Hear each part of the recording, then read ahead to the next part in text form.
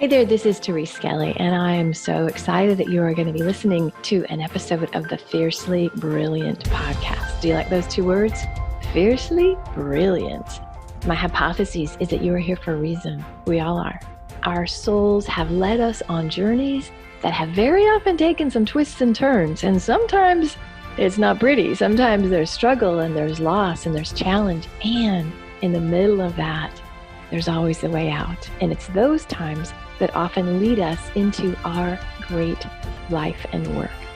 So you're going to hear stories in these episodes of myself and other beautiful people that share the journey. They share how they got to the place where they're standing, working in their brilliance, and being the powerful leaders that they are. So stay tuned and enjoy this episode. Hey, this is Therese, and this is another episode of Fiercely Here Women in Business podcast. I'm super excited to have Sandy Weiner on today. You're going to really enjoy our conversation.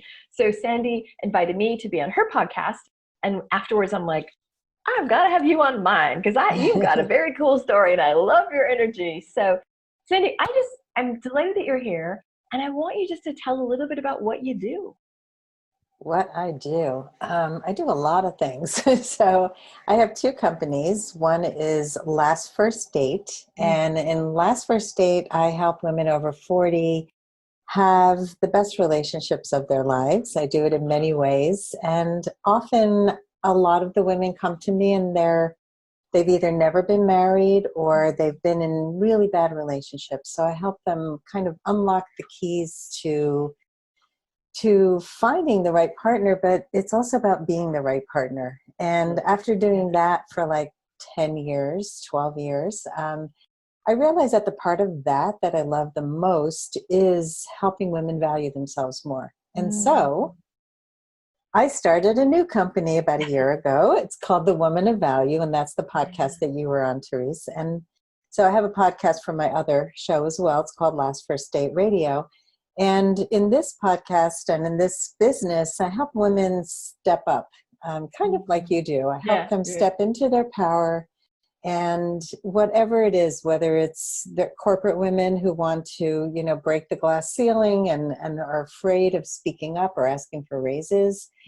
I help women expand their businesses. So if they're the solo practitioner, like I have a therapist who only made money hour to hour, dollars for hours, as most people do in service professionals. And I helped her to start an online course to help women who are at a crossroads in life and do things that are scary. And it's so exciting to watch women grow. And as you know, as you do, so that's really what I do, those two businesses. And I'm also a mom of 3 kids and a grandma of 3 and lots of other things. That's really cool. Really nice. Yeah. I remember when we were talking at the podcast, I'm like, I love what you do because it's very similar to what I do, right? That owning women of value thing, that is so critical.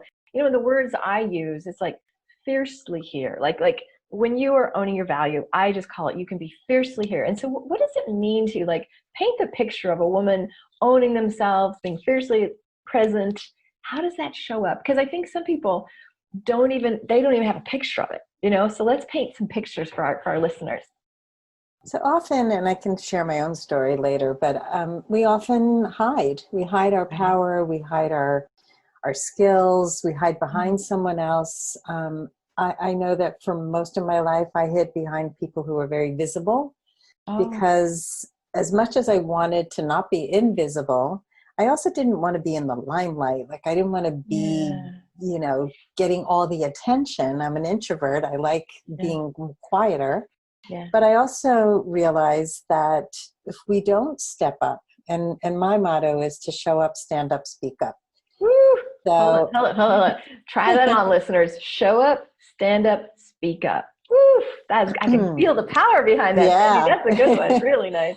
So that's the woman of value. She knows how to show up in her life, and she knows her values and her value. And she takes a stand by standing up. She takes a stand for what matters, and not just for herself, but for others. So it's a lot of like leadership skills, Right. where Absolutely. you take responsibility. You don't just cower when somebody is unkind to you. You have the words to speak up kindly, and speak up is the last part. So we often don't have the skill set to communicate our needs, our wants, when our feelings are hurt, and we don't know how to set boundaries with grace. We may set walls, and we may yell at people, or we may fear and freeze and hide. Right. But it's really hard for most people. We weren't trained to know how to say the things that matter. So by showing up, standing up, and speaking up, we step into our value, and we are fiercely here. And especially, I think women over 40, we really were acculturated to not show up, not stand up, and faux show, not speak up, right? Yes, exactly. If you can't say anything nice, don't say anything at all. That Yep. the 1950s, 60s narrative, right?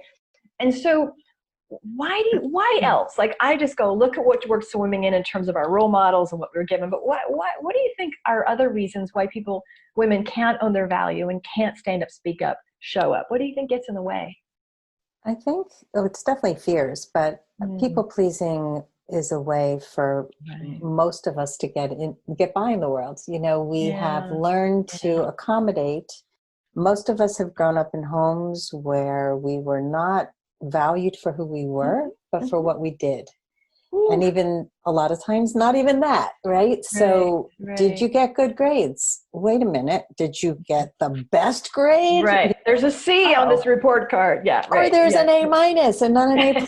I mean, seriously, I didn't grow up in that house, but having good grades was important. Absolutely. And I remember hiding from my parents when I got a bad report card. I was so afraid of being punished instead of being supported to do better.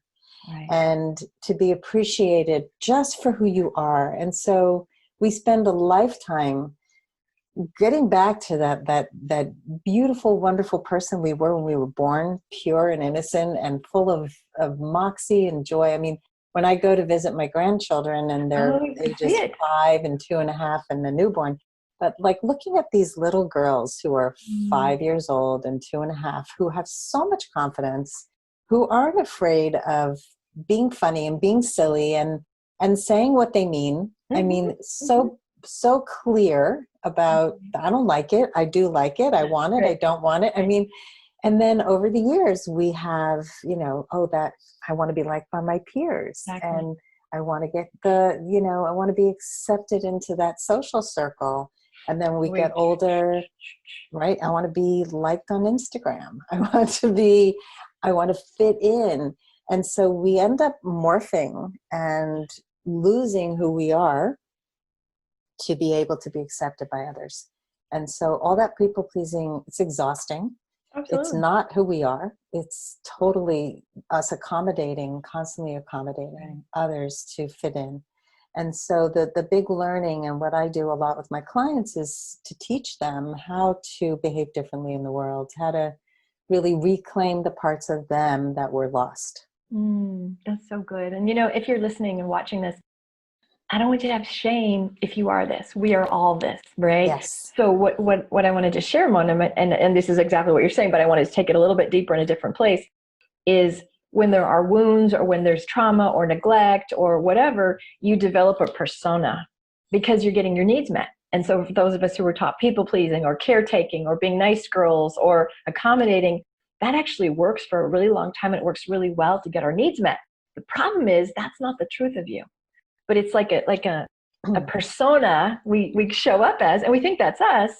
And the healing is when you can let that fall away. And so do you have any of those stories, Sandy, that you can, do you have one of those when you broke out and said, oh, hell no, I'm not doing this anymore? Because that is what has to happen. Like that whole persona. I mean, I used to be I was a therapist. My God, talk about people pleasing and caretaking. I was paid for it, so I guess I was smart. But it was so much of who my identity was, to break free of that and go, what do I want? Wait, I don't even know. Shit, I haven't focused ever on that. So I would love to hear your story of how you broke out of those patterns. Yeah, and thank you for that clarification, because we do have amazing survival skills, and surviving is great, but it's not thriving. And so to thrive, we need to take off all those layers. We need to really find who we are, but we first need to get stronger inside. And that's the part that I was missing. Right. So in my TED Talk, I talk about being a Tootsie Pop. And so I lived my whole life as a Tootsie Pop, and so I'll tell you that story in a nutshell. And you can link to the TED Talk in the show notes if you can, because I realized, actually, I'd gone on a date with a guy after my divorce, and he said, I'm just like a Tootsie Pop. I'm tough on the outside, and I'm soft and mushy on the inside. And I thought to myself, you know, that's what we love in a man. We love these tough guys who really have a soft heart. Yeah. And then I had this epiphany that I was the Tootsie Pop, and it wasn't a good thing. And the reason why is that I had developed all these really tough layers over my heart as I went through life and learned the wrong lessons through heartbreak. Just, you don't trust men, and there are no good men, and there are no good relationships, and you just have to settle, and all these terrible things that I concluded because I didn't know better. Right, sure. And so my inside was mushy, like a Tootsie Roll. And as I learned how to be stronger, I became stronger on the inside. So I equate it to a Heath bar, which is, and some people have no idea what I'm talking about, but that's like a strong toffee center and a soft chocolate outside. So when you can be strong, you can be soft. When you're strong inside, you can be soft outside. You don't have to have that tough exterior and that bitterness, which a lot of people come to the world with. So a little about my story is I really struggled in relationships most of my life. I just didn't know how to do it, right? And so I had met a man. I was living in New York City, and I met a man who I thought was the love of my life. And we just connected on so many levels. And he had a beautiful heart and soul, and he sang and played guitar, and we stayed up all night singing. Sounds fabulous. Yeah. So we were getting together a lot, but it was platonic. He hadn't made a move. And then he invited me over for dinner and to his apartment, and he was going to cook like a 4-course meal. Like, it was amazing. Yeah, yeah. And after dinner, I had a headache, and he said, "Oh, I'll give you a massage. Come into my bedroom." I'm thinking, okay, tonight's the night. Seduction. And nothing happened after the massage. It was like this whole build up, and I'm thinking, okay, he needs some encouragement. Yeah. So I get up off the bed and I give him a hug, which I had never done before. Okay. And he recoiled, and I felt so mortified. And I'm thinking, like, okay, I got it wrong again. Like, this is weird mixed messages, though, for sure. Yeah, it was. But I didn't really understand it. I didn't know how to speak about it. And so I kind of slunk away. I walked home. He wouldn't even walk me home. I lived a few blocks from him, and I was like mortified, really embarrassed, mortified. Yeah. And what I did was I shut my heart down after that. I said, here's a guy who I thought was it. You know, he seemed like husband material. Like, he had every quality, and he rejected me. What I didn't know is that, I found this out much later, was he had been seeing somebody the whole time. He was engaged within a few months after that. So he was never available. But I didn't know, because I didn't know how to talk about stuff like that. Yeah. So I ended up getting engaged within maybe 6-8 months, because I just thought, okay, I can't really trust my heart, so I have to just trust my head. And I chose a man, totally like check, but my heart was shut. My heart was really shut. I liked him. I didn't love him. And the foundation of our relationship was weak. And I still stayed 23 years and tried to make it work. I had 4 kids with him, and there was crisis after crisis, and he just completely fell apart, and I became tougher and stronger, as most women do. And at the end, I met another man who kind of woke me up out of my stupor. And because of him, he was not going to be somebody I was going to have an affair with, but he was somebody who woke me up to the possibility of a relationship with somebody who actually saw me. Yeah. But I hadn't allowed myself to be seen. So when I got divorced, so that gave me the courage to ask for a divorce. And then I went to coaching school, and in coaching school, I started to learn how to identify values, how to really know who I was at my core, which I never knew before.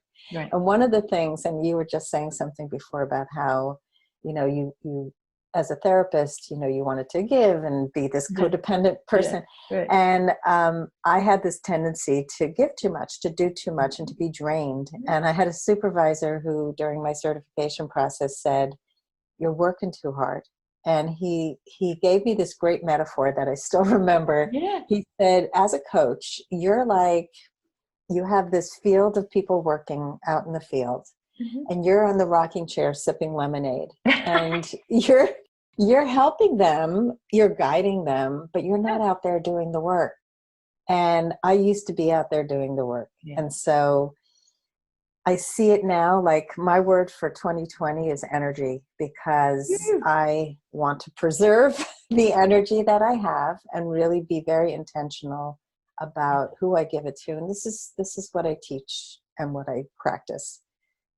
That is so cool. What a great story. What a great, I'm still in the mind fuck of the guy that was like playing you. I'm still like, the bastard, I'm going to go get him. But he's a nice guy. Actually, I have a great follow-up story to him.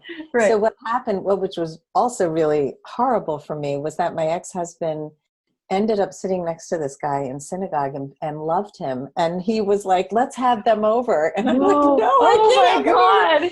Anyway, so we started having them over as friends. And I was really hard for me. But years later, his wife said to me that she had asked him why he never dated me. Like she was, there was an energy. Curious. Yeah, because he would tell her about me. And he said that I was harsh. I had a harsh exterior. So he got that Tootsie Pop. The other thing that was fascinating was that he wouldn't have married her if she wouldn't have opened her mouth. So she had a lot more of the speak up than I did. They met at a wedding. They were sitting next to each other at a mutual friend's wedding. And he said to her, "It was great meeting you." He took her back in the taxi to her hotel. He goes, "If you're ever in New York again, look me up." And she's like, "Look me up? He's a great guy. I want to date him." And she went back to the friends who introduced her and said, "I want to date this guy. He's marriage material." So that's the difference between who I was and who she was. Right. So two parts of the story is women settle very often, right? Yes. And your story was a lot of, your marriage was like settling, and we all do, right? And there's no shame. I really want to make sure, if you're hearing this, guys, that you don't go, "Oh God, it was so bad." Oh, that, it just is because you didn't know better. Right. But then you get awakened, right? Then you get, and part of the awakening is, I want that. Like the woman, she got him, but she was able to go after it. And so Sandy, let's talk about what holds women back from that. It's almost a little aggressive, like, "Oh, I'll be having you." Or I'll have a side order of that. That is what, in life, business, whatever it is. Like, what's the key to just bring more of that? And it's not even male energy, but it's our potency of like, that's mine, as opposed to, well, I don't know, maybe if it happens. Are you following me with that? Yeah. Let's spend some time there, because I think that's a really helpful tool for women. Well, it's knowing your value. And the more the more you get out of your comfort zone and ask for what you want and go. I mean, when I did my TED Talk, I had never been on a stage. I was petrified to speak in public, but I had a mission and I had something to share. And somebody reached out to me, and it was an opportunity that I could have easily said no to. Right. I could have said, "No, I am not ready. I can't speak. I need more time," but it wouldn't have happened. Right. And so I got support, and that's important, to get the support we all need to build up who we are. I've had amazing coaches and people who have supported me. Yeah. And we can't see what we can't see. Right. So other people can see our greatness before we can. So that's an important piece of it. And the other is just every time you do something scary, you get stronger. You realize you didn't die. It doesn't always work out, but asking for people to be a podcast guest, asking to appear somewhere, to speak on a stage, to do something that scares the hell out of you. That is how we start to build more confidence and to give bigger asks. That's and, really awesome. So I think that has a lot to do with it, and to stop overthinking and thinking I'm not enough, because what makes somebody else more enough than you? Mm-hmm. Well, I think like when we think of the desire, so I like what you said is there was an opportunity in front of me and my head is going, holy shit, and all the excuses, but your soul or your whatever it was just said, okay, yes, right? You went for it. And then you got the support. When I started dating my current boyfriend, we were in a little intimate moment and I'm like, I want you now. And he's like, nobody ever did that. And that's sexy. That's kind of, but that he still will talk about it. Like, I've never had any, I mean, I was aggressive, and why not? Right? We're of the age, I'm like, we earned this shit. We've been through a lot of hell. We've raised kids, or we've raised adult men, or we've raised our kids. Why not go for the thing that you would want? So there was somewhere in you a desire to get your message out. And the form of it showed up as a TED Talk. But you said yes to, I've got to speak, like, oh my God, right? And so that's what I would say is, how can you tune into the desire and then say yes to it? And it doesn't matter how scary it is or how weird you feel going, I want you now, right? Like, because good things can come out of it. So yeah, I love that. think it's fun. Yeah. Oh, he did too. People want to be desired. And so you had to know your desire in order to express your desires. So the more we know ourselves and the more we know our mission, our why, what motivates us. Yes. So when your why is bigger than your fear, and that's what happened to me in the TED Talk. So good. That's really what I always weigh. Like, is my why so important that I'm going to overcome this fear and just push through it? Okay, we're just going to slow that train down. Mm-hmm. How do you get in touch with your why? Because what's going to happen is you're going to minimize your why, right? Oh, it's no big deal. It's a stupid, I can't have it. That's the voice of shame and all the ancestors and all the shit that you lived through telling you it's not possible. And so how do you just go, oh, that's it. And that's worthy of me and I'm worthy of it. So do you have any practices or any tips around that one? Yeah, a lot of them. I mean, the way when I work with a client and help them find their why, we talk about pivotal moments in life. So when you look at those pivotal moments, those transitional moments, and see who did you become in those moments, and then you start to identify those are your core values. Those are really who you are in a crisis or in times of great joy. And you start to put the pieces together, maybe think about 5 of those kinds of places in your life and who you became in each one. So you have certain strengths and you have certain values. And the other thing is, what I give out to my clients is an operating manual. And I created this manual that would be something you would give to other people to know you. Right. So it's who are you? What are your physical needs? Like, without those things, how many hours of sleep do you need? How many, what do you need to live well? Those are great questions. We don't think about those things. Those are great. Yeah. Right. So if you're not eating well and you're not sleeping, like I had a client who got into a relationship, she stopped meditating, she stopped her morning routine, she stopped all the important things. Right. Now she's completely out of alignment. So if you're saying, well, being with you is more important than my meditation, but no, it's not. And eating crappy food is making me feel like crap. So now I'm gonna be really grumpy, and that's not good. Right. So, and I have another client who just traveled, and she came back and said, I needed more quiet, private time. That's one of the questions on the manual is like, do you need to recharge in quiet? If you need that, you have to claim that. And so these are all things that we don't give up anymore. We stop saying, okay, I can be that pretzel that can morph into anything. You can't be. You got nothing at the end of the day. No. Another thing that is really helpful is to go through your day and ask yourself, does this feed me or drain me? And I just find that so many things, so many decisions we make drain you. And if you can't preempt those decisions and just say, you know what, that doesn't work for me. Can I tell you what works better? So, I mean, it's a process, and I'm sort of minimizing it and telling you a lot of things at one time, but but you gave a it is, lot. You gave a it's lot. definitely a process. And it's, working with a coach or a therapist really helps, because then you can start to know, what are your lines in the sand? What do you absolutely need to thrive in this world? I also hear, you didn't use this word, but you literally are forging a new identity for yourself. Those questions you asked, it's like, who am I? What was I in those? Because I think most people don't know. Most people do not examine, like you and I probably examine ourselves, like every frame, right? And that's the work. It's just like, oh, wow, I was kind of courageous there. Oh, that felt awesome. I want more of that, right? Yeah, and you're tuned in. For me, like with the sexy boyfriend story, I decided I've had enough suffering. I desire to feel pleasure. I desire to feel. And so it's also what's the feeling you want to go for, and or what gives me energy. For me, it's joy. Like, I am following joy. Am I going to get joy here, or is it going to suck? Okay, I'm choosing joy, right? So just those are, Sandy gave us great tips. And so I want you to think about, out of all the things you just told us, is there one or two things that they could do? Because, this could be really overwhelming. If you're listening going, crap, but there's so many golden nuggets in your conversation with me today. So thank you, thank you, thank you.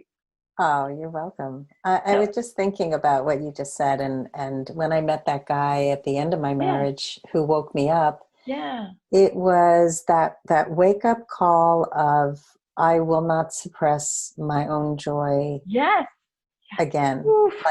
And that was big. That was like, whoa, you were willing to live your life squashed down for so long. And like, there was a part of me that was just like, get out, and all the fears of like, you're making a big change. You have children, you have all these people who, you may screw up their lives.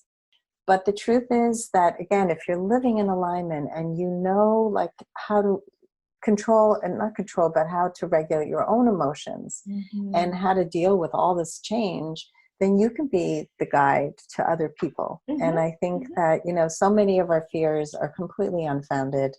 It's so important to take a stand for your truth and stop living some version of somebody else's. I love that. So just a question to yourself, if you're listening right now, what am I suppressing? What am I accepting or settling for? And what would I prefer instead? And, you don't have to, we both went through divorces with young kids. If you had to think 10 years down the road, you never would have gone anywhere. So it's like just the next step, the next step, the next step. Obviously you have to have plans, right? But you just have to do okay, I can do that piece of it, and I can do that piece of it, and I can do that piece of it, right? So sometimes it's literally stepping out in faith, trusting that this energy that is propelling me is going to take care of me and support me, right? Yeah. We don't need the whole staircase, just one step at a time. There we go. Yeah. So Sandy, this has been so much fun. You're such a delight. And I'm thinking, if I was listening to this, I'd say, I want to know more about this woman. So where can they find you? And then do you have anything? I think you're gonna offer something so my folks can benefit from your wisdom as well.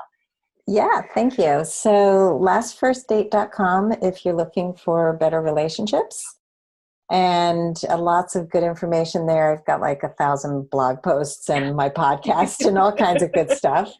And join my free Facebook group, which is called Your Last First Date. And so if you're in a relationship or you're single and over 40, it's a really positive, supportive environment for having healthier relationships with yourself and others. And my other website, thewomanofvalue.com, there is a free guide that I would love to offer you. Well, both sites have something free, but this one, it's called The Ultimate Guide to Becoming a Woman of Value. And it's got great tips to do everything we talked about today and the steps to get there. So I would love to invite people to get that free guide. And if you go on thewomanofvalue.com, there's a button at the very top. You can just push that button and you're there. Well, you are just a wealth of information. So thank you. You just shared so much. I really, really appreciate that. So is there like one last tip? You had final seconds on the stage to share with these people. So is there anything you want to just impart, any little nuggets of wisdom? Show up, stand up, and speak up. Best way to end it. Yeah. All right. Well, this is fabulous. I just thank you for your energy. Thank you for your contribution. my own journey has been a lot with my own relationships, being in a very good relationship now. And I can understand the connection with relationships and owning your value and being a woman of value.